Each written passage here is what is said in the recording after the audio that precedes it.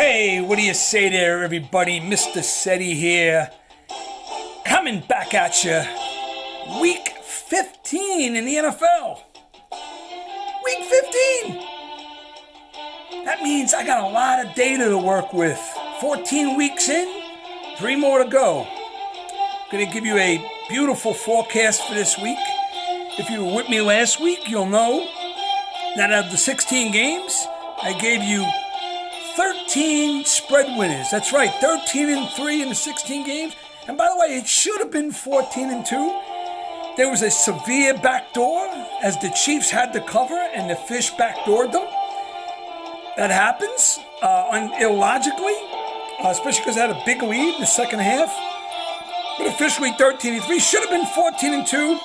Also 6 out of 9 totals. Lots to look forward to. A lot of opportunity. Week 15. Here goes. Thursday night special. Raiders, Chargers. This would be a big game if there were fans in the crowd, a sold out Vegas stadium, but no fans. These two obviously are division teams. Raiders won the first matchup 31-26. The game went over the total then. You know what? This is almost a toss-up, literally with the spread. In this case, because the Raiders need the game more. 7-6 straight up versus the Chargers, who were 4-9. But line's low. Line's low for one team with a playoff shot and the other team not.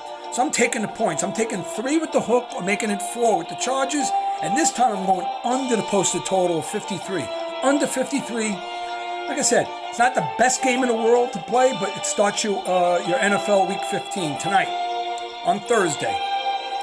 Then we go to Saturday. Beautiful, beautiful thing. NFL's giving us a Saturday doubleheader. A Saturday doubleheader. But you know what? And it's made to rip the pockets up of folks looking to go the easy way out. There's no easy way here, all right? So I'll tell you why. You got Bills and Broncos, and you got Packers and Carolina. Everybody and their sister's cousin who's going to wager on these games is probably going to take Bills and the Packers. And that won't happen. It won't happen. So you got to be a little creative here. All right, I'm going to give you lots of reasons. Bills are laying 6.5 over the Broncos. Okay, the total is 50. The Bills have not only covered and won 5 straight games. They brought home the money to their players 5 times in a row.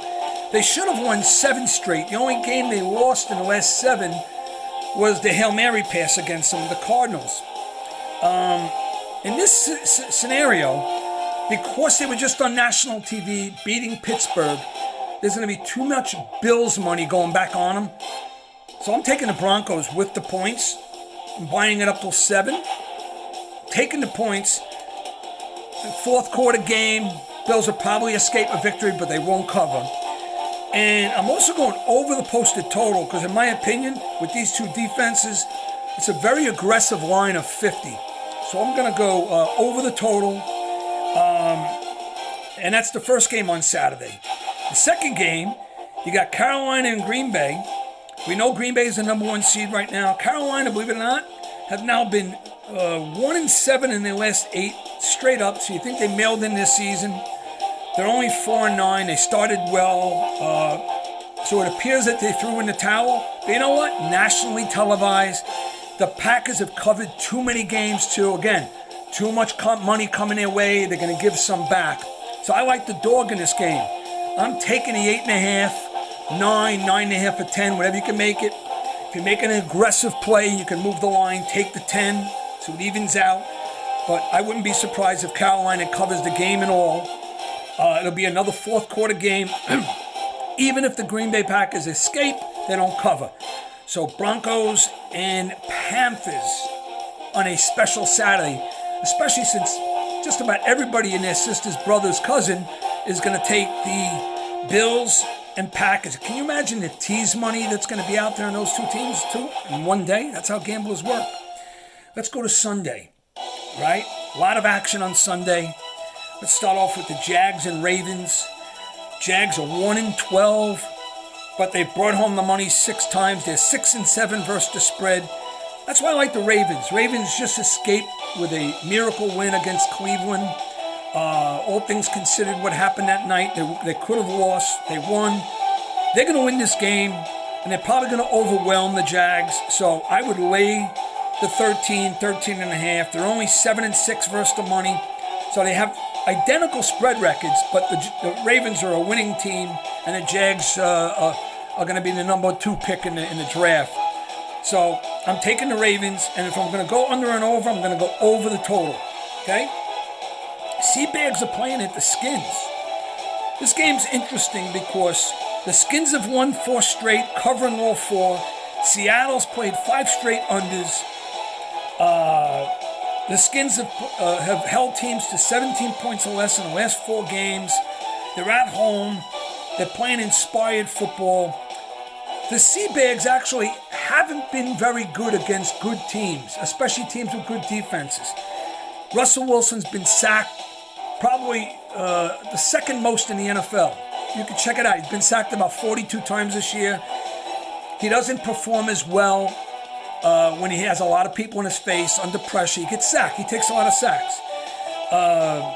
Seattle's favored by 5.5, which is an aggressive line, but I'm not buying it. If I'm taking the spread, I'm taking the Skins, but I will go over the total, thinking if anything's going to happen, there'll be defensive scores, which will heighten the total and go over because both teams have played a plethora of unders.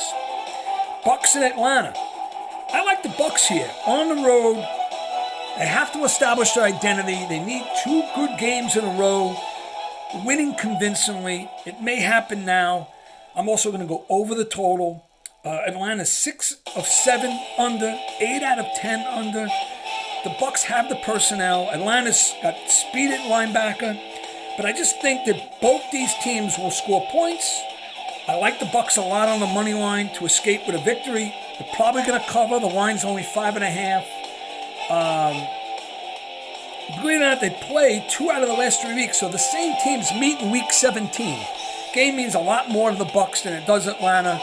They're well coached. They have a lot of good personnel. I think they're going to put pressure on Matty Ice, even though Atlanta will score some points. Go over the 50 and take the Bucks. Next game is one of my better games on the slate. Tennessee is hosting the Lions. Now, Tennessee, they're either very, very, very good, dominating, or they just off-centered. They don't play well. This is one of the games where they're going to play very, very well. They should control the game from start to finish. You're laying 10.5, even if you have to lay 11 to even it out. You don't have to worry about hooks. I like Tennessee a lot. Lay in the wood. Certainly like them in the tees or money line. But money line is a hefty price, so you can lay the wood.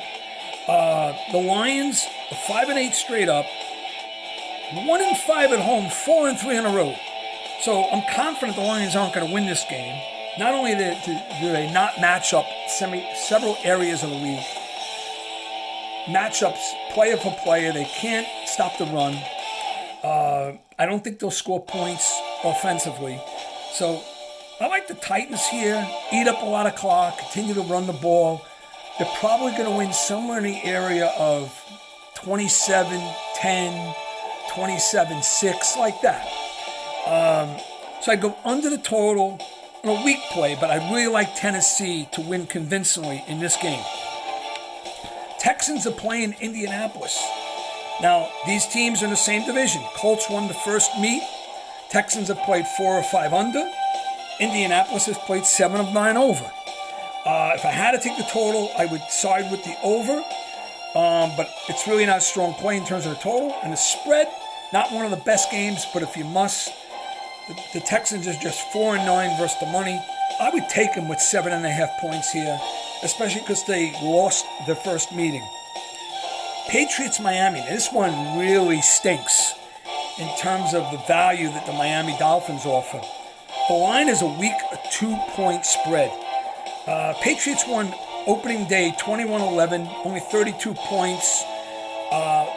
Keep that in mind because I'm sort of going against the grain because the Pats are going to win this game again. The Dolphins, they have backdoored twice in the last few weeks. They're 8-1 versus the spread. That's 8 out of 9 games, and the last 9 they brought home the money. And 10-3 ATS overall. They can't keep bringing home the money. The line is a trap because they're a playoff contender and the Pats aren't. This is one of those games where the Pats run the ball well, play good defense, control the game, intercept Tua. If I had to play the total because of the plethora of unders, Pats have played 5 straight under and 8 out of 10 under. They'll find a way, whether it's a defensive score or not. I think the game will go over the posted total of 41. But I like the Pats more, money line, on the road. The line is stinks for the fish, no pun intended. And it leans towards the Patriots having a quality game. Next, we got the Cowboys and the 49ers. This game is going to turn into a shootout. I really like the over in the game. The 49ers, as much as they tried to get back into it, they faltered. They're 1-5 in their last 6 straight up. Dallas has only covered 3 of 13. 49ers are given 3.5 here. It's an aggressive line, but I'm taking the Cowboys with the 3.5, making it 4, but I'm going over the total because in this game, I think the 49ers and Cowboys could be in a position to score 55 or more, and the total is just 45.5. So go over 49ers Cowboys. Next up, Bears Vikings. One of those toss-up games, division game. Vikings won the first meeting 19-13. They've played 7 of 10 under. Minnesota's also 0-4 in their last 4 versus the money. I normally would try to conquer that, but I'm not doing that this time. The Bears showed up last week. I think Minnesota, again, they gave it a run, but sort of the air may be out of their sail. I'm taking the Bears with 3 and a hook, making it 4, and going over the 46.5. That line's aggressive considering they played to a 19-13, just 32 points the first time out. So go over the 46.5. Jets and Rams. Hey, listen, you don't have to be well informed here. We know the Jets are 0-13. They have brought home the money 4 out of the 13 games, so they're 4-9 versus the money. Rams are given 16.5 for 17.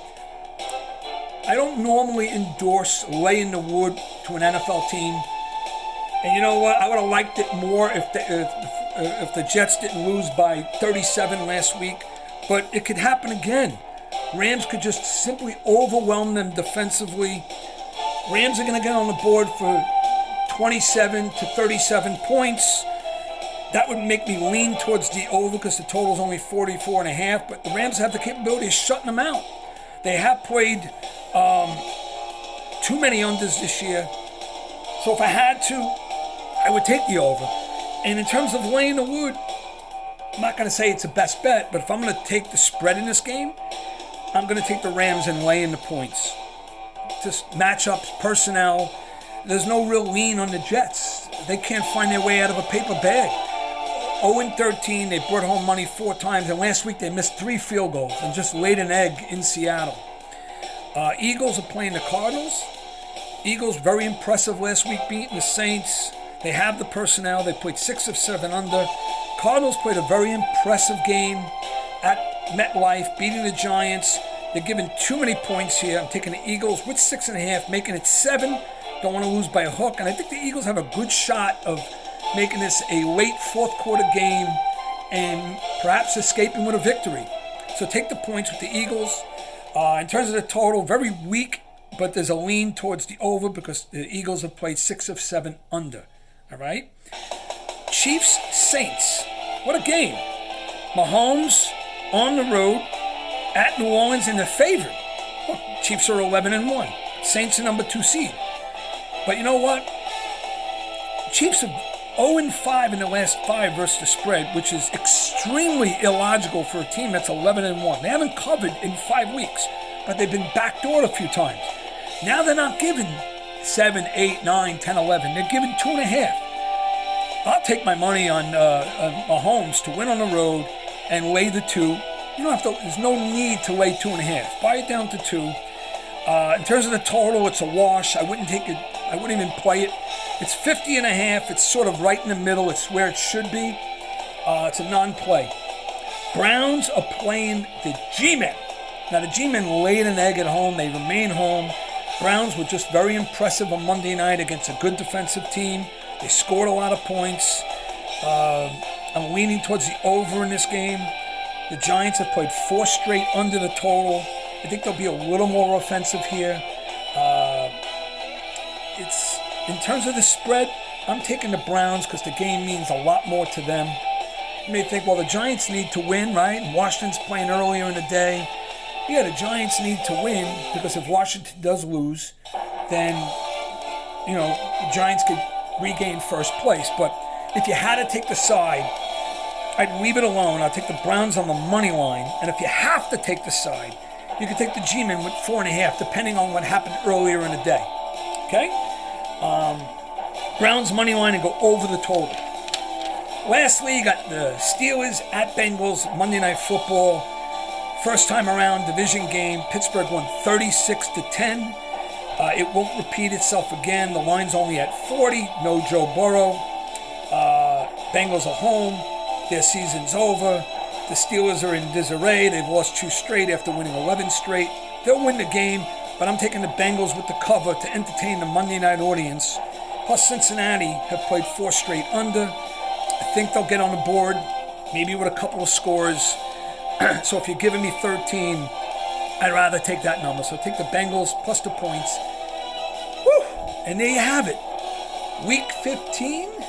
Got anything to share? Go ahead. But I should still remain hot, even though it's a tougher week than last week. And it's hard to follow up with another 13-3 or 14-2. But you know what? I've done it before. So just put a little emphasis on the games I liked a lot more. And all the best to you. God bless America.